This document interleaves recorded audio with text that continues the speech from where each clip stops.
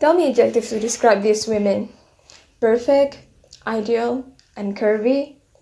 Now what if I ask you to describe these women in a real unphotoshopped picture? You answer it by yourself. There are usually expectations from the societies, and there are certain things that are considered as feminine and also masculine that creates ideas in our mind that leads to gender roles and also stereotypes. And it also influences how people perceive about them. The reason why I'm giving you this example is to show you how media portrays gender inequality that leads to stereotypes that men and women must achieve in their life in order to be accepted by the societies. We all agree that gender roles are important and it rules our lives. It determines what you do, how you react to something, and how people perceive about you. I'm a media student myself, and I spend a lot of time reading at journals, theories about media, and I'm not even surprised that media is actually designed to inject someone with beliefs, and it also bombards them with a lot of information that might change the way they perceive the things. My name is Hadasa, and today I'm going to speaking to you about how media portrays gender inequality. Now, let's dive further into our topic. Firstly, everyone actually possesses both feminine and masculine qualities. Yet, these qualities are formed by socio-cultural expectations. Before we start, I want to know about your perceptions about media. Is it always good? Does it always provide you some good information for you to digest? Or instead, it portrays something bad like gender inequality? In this talk, I will mainly discuss about how media portrays gender inequality. But first, let us see how culture forms these masculine and feminine qualities.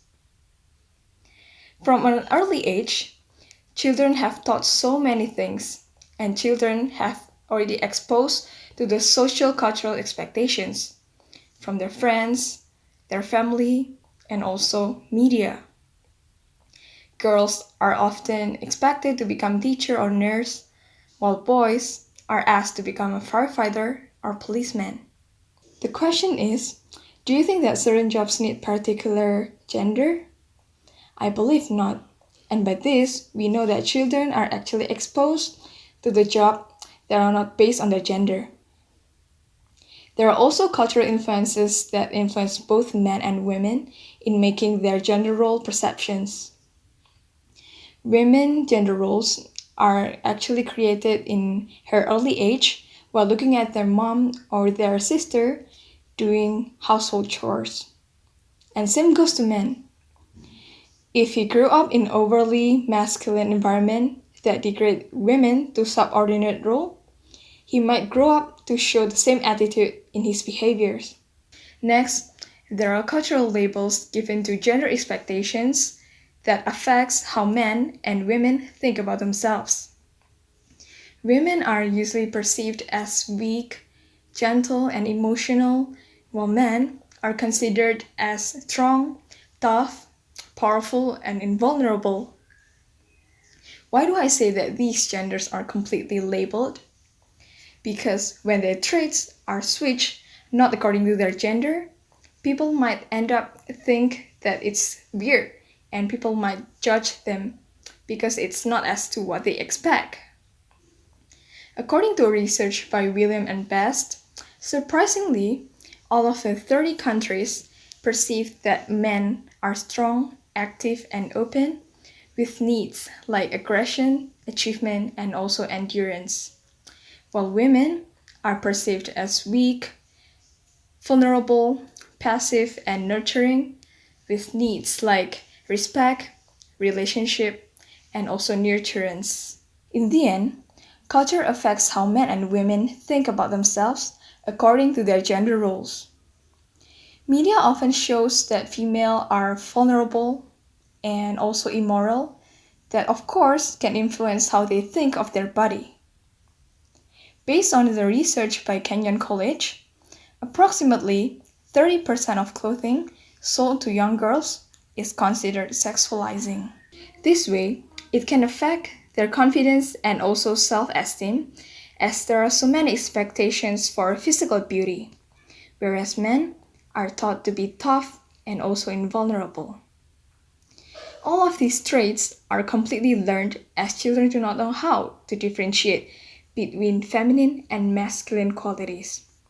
So, it's formed by social cultural expectations and not by biological differences. Coming to the next part, I want to show you how dangerous media sees both men and women.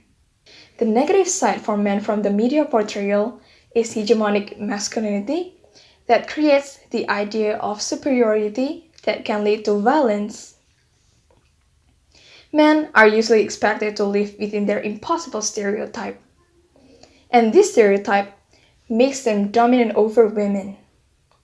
This social dominance is called hegemonic masculinity that keeps them in a privileged position. This means that men tend to be dominant over women and perceive someone is weaker than them. What makes this stereotype is so bad is that it can lead to misogyny or even worse, rape. Now you might think what superiority has to do with all of this. This means that men are trying to prove that they are not shy, afraid, or feminine. According to Gareth, men train their muscles to represent their masculinity and not for their usefulness.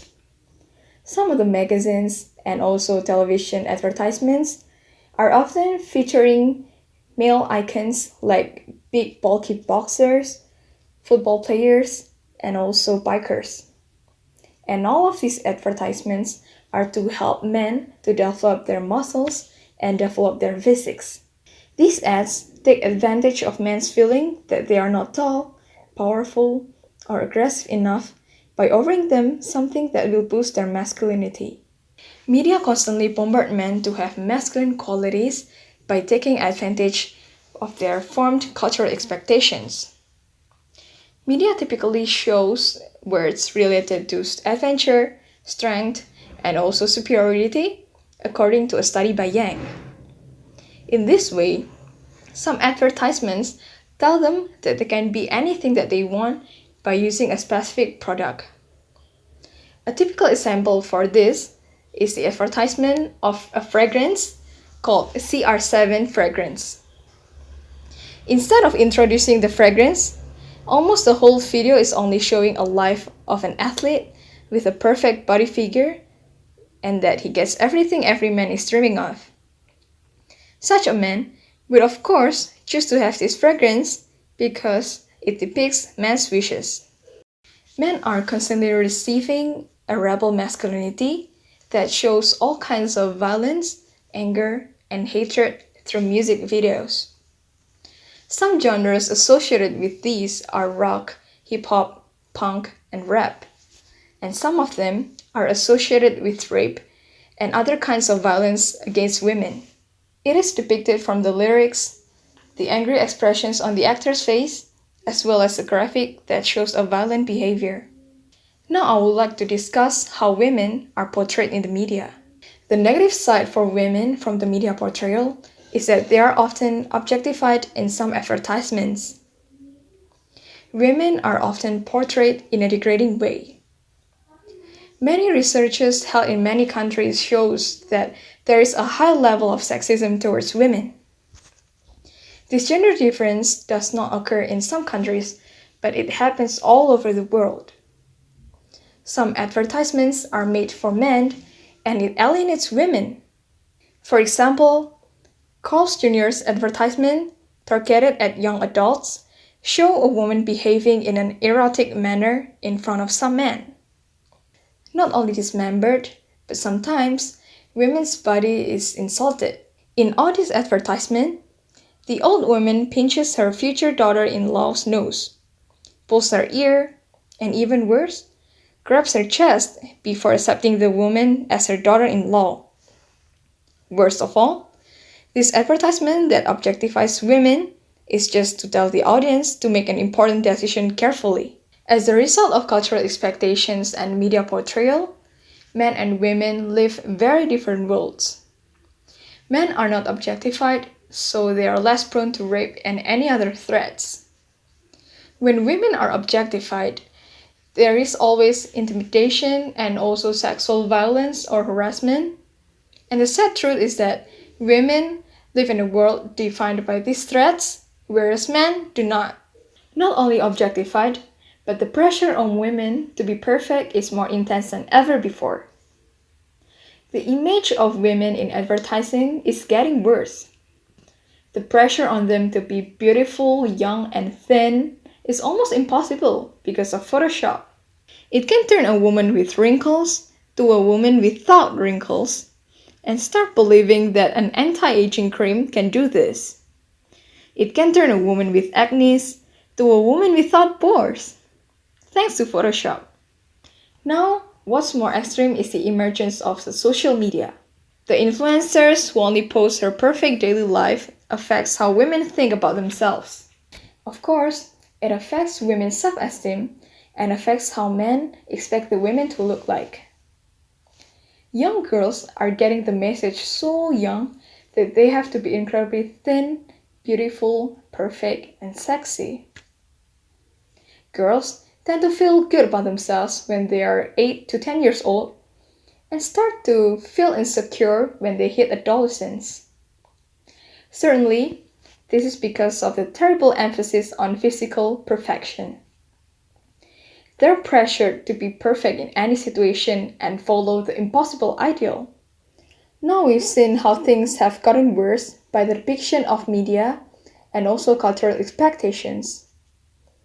Men are seen as superior, which can lead to aggressive and violent acts, while women are objectified, seen as an object to please men. The problems with media have become severe, and we need to start making changes. The changes will have to be global and comprehensive, and it will depend on someone who thinks of themselves as a human and not as an object. We are all influenced by this, and as someone who lives in this generation, we need to stand for this. I believe that someday we are able to fight for this globally. Thank you so much.